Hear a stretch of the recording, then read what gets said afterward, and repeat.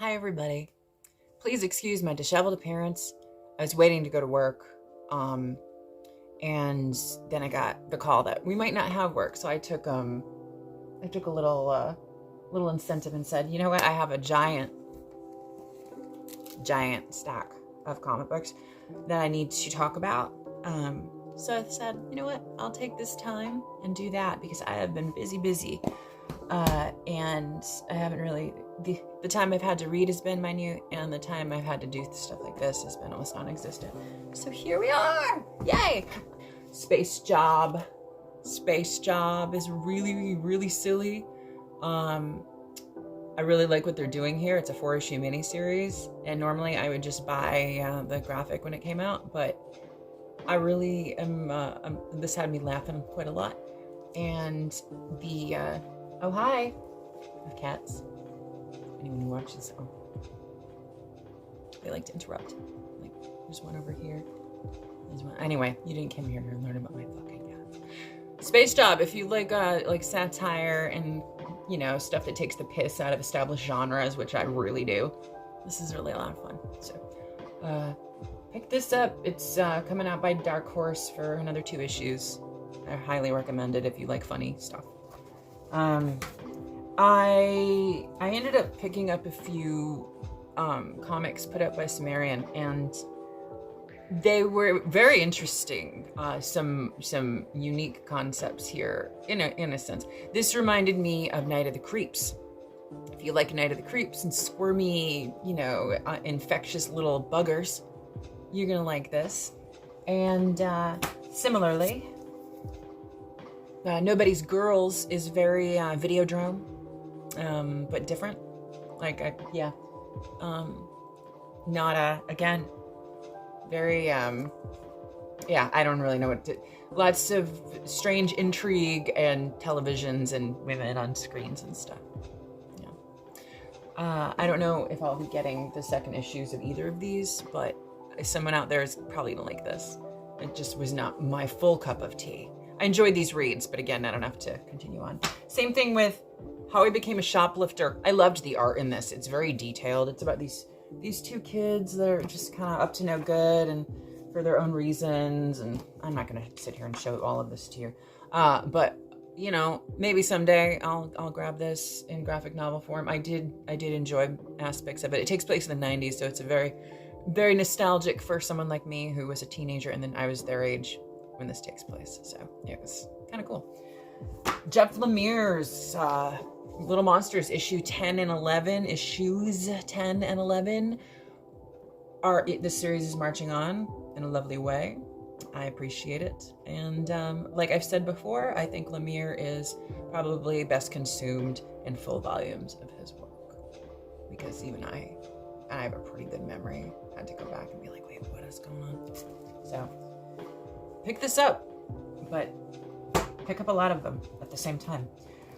Okay, first issue of Excellent. I love the Allreds. I think I've talked about this before. I will pick up anything they do, and this is an extension of what you call it? I forget. I'm gone. See, I just talked about having a good memory, and now it's gone. Not Excellent. The other one that goes along with this, the one from which this blossomed out. Anyway, the Allreds are great. I love the art. I love the story. I love the humor. So fantastic. I'm so glad that comic books like this are still being published by Marvel.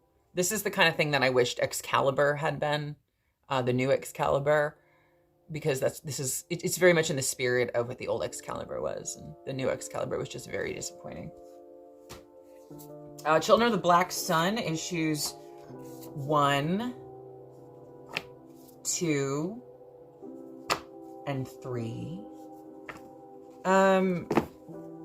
Very much in line with children that were born at a certain time and all have something weird in common. Very Village of the Damned.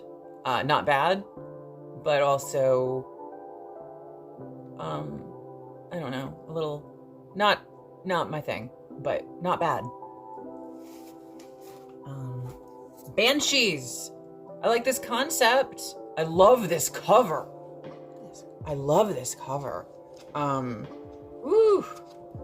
The art was good.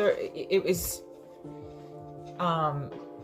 The idea of banshees to me has always been really intriguing, Irish mythology and stuff like that. I was actually a banshee twice when I was a kid for Halloween, and I see what they're doing here. I wish it was doing a little bit more. But it's only the first issue, so I probably will pick up the second issue just because I'm like, this is kind of neat. I don't want to give anything too much away, but haunted dormitories, lots of murders, stuff like that. I don't really have to talk about how much I love She-Hulk, I don't think, because I love She-Hulk and I love this. It continues on. Are you just gonna keep? Okay. Good stuff still. I think issue 11's out now, which I need to go get, but no complaints with She-Hulk. Nothing but love. Local Man, issue number 1. I'll be picking up another issue of this. I'm kind of intrigued. Disenfranchised, former superhero. I liked the flip cover here, and how he's this kind of shamed superhero. You don't quite know what happened yet, and his former teammates kind of are like, ew. Everyone's like, ew, I don't like this guy. It's fun. I'll probably pick up issue 2 if I think of it. A lot of these are blind buys, by the way. I should have said that. Another blind buy that I enjoyed was the Last Barbarians. Has a very swords and sorcery feel to it. The art is spectacular in this series. I loved the covers. I loved the interior art.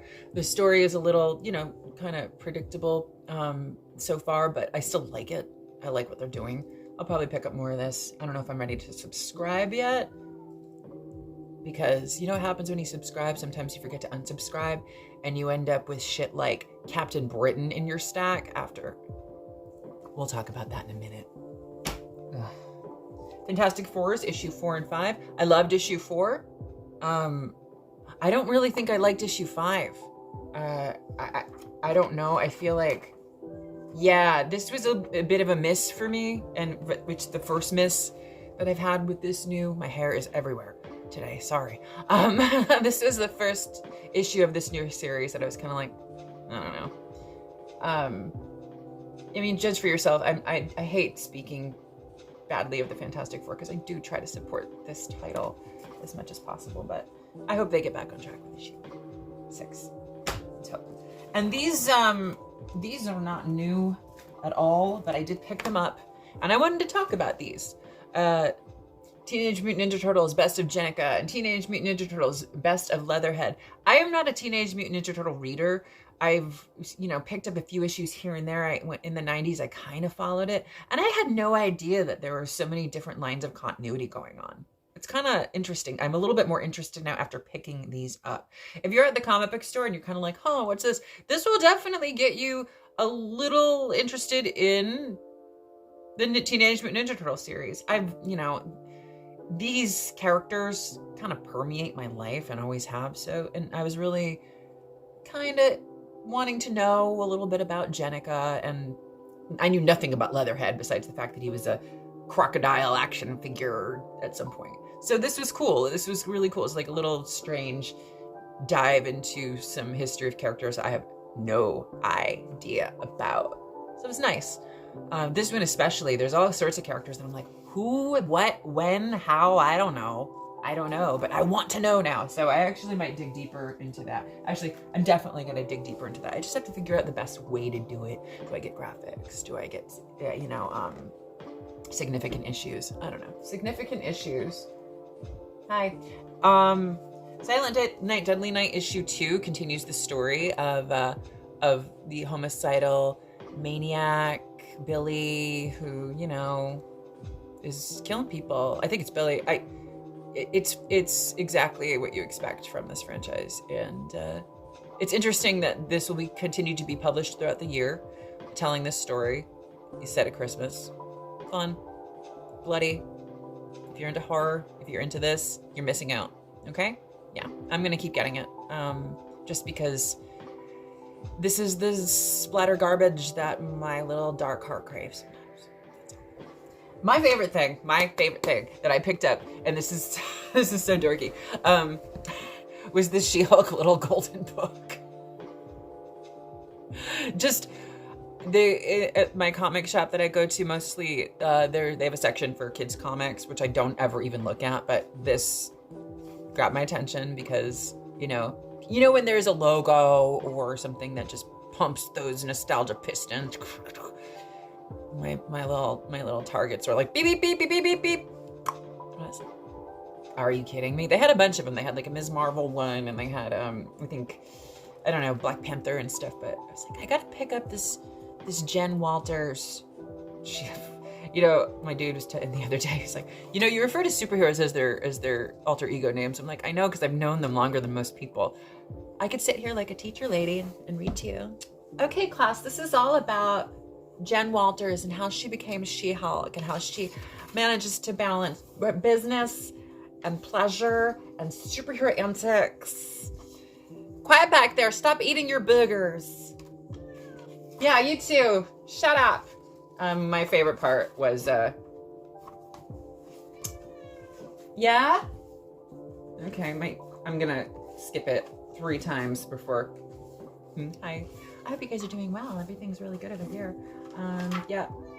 They mentioned the Fantastic Four and that she's a member of the Fantastic Four, which a lot of people forget. Anyway, I'll find it and splash it up here. That's my snack. I'm sure I'm gonna have a big one waiting for me in the comic store. And I'd like to apologize and say, hey, I'm sorry I don't do these more often, because I do still have a trickle of new subscribers here and there. So hello, new people. I'm glad you're here. I have a review for a Blu-ray that I've already filmed, and I just need to edit and throw up on here. So just wait around for that if you're into that kind of stuff. That's it. I gotta go. I don't really have to go because I don't even know where I'm going today. But that's okay. Keeps life interesting, right? Right. I hope you guys are reading good books and watching good films and listening to good music, because the world is fucking crazy right now. And distraction is necessary, I think, to some degree. Thank you all for watching. See you later. Hi, no, I'm back. One thing I had started to talk about and then stopped talking about, which said I would get back to and then I didn't, was this. It pains me to say I don't like this, because I was such a fan of Excalibur and Captain Britain and all these strange Britishness that goes on with these characters. I did not like the Excalibur series. I stuck with it through its entire plundering, blundering, crappy run. And then this showed up in my stack because I had been subscribed to that. And I was like, you know what? I'm going to give it a shot. And it was the same shit. And you know what sucks? Like, you got Betsy Braddock and Rachel Summers, and they're a couple. And you'd think, like, my big queer brain would be like, yay, so good. There's a dinosaur dressed up. There's a dinosaur Captain Britain. I love dinosaurs. There's a dinosaur Captain Britain at the beginning of this issue. And it still did nothing for me. We got lesbians, we got dinosaurs, and I'm still like, eh. So I don't know, this creative team just does nothing for me. It actually makes me angry to read these things. Does it make you angry? Hello, Yoko. Wee, goodbye. Yeah, so avoid. I'm sorry. Usually I can say there's something out there for everybody in every respect, but I don't like any of this. I hate to end on a negative, but that's my beef. Oh, wait, I'm not gonna end on a negative. I forgot one other thing. Zena Grace has given us another edition of Rockstar and Soft Boy, which was so much fun. They're in space. And I loved it. Yeah, I know. What? Yeah, cats. Loud cats. I love these guys. I love these characters and the weird little world that they're building. We have 2 volumes, and there was a short story in the Image Comics anthology, which I feel like I'm just going to do a whole video on that. It's really hard to review those incrementally, because they are anthologies. And anyway, Rockstar and Soft Boy is really good. And if you don't have this or the first volume, just buy them. They are hilarious and touching and lovely. So that's how I'm going to end this video. And again, happy life, everybody. Keep yourselves safe, knowledgeable, and sane, because that's the best we can do.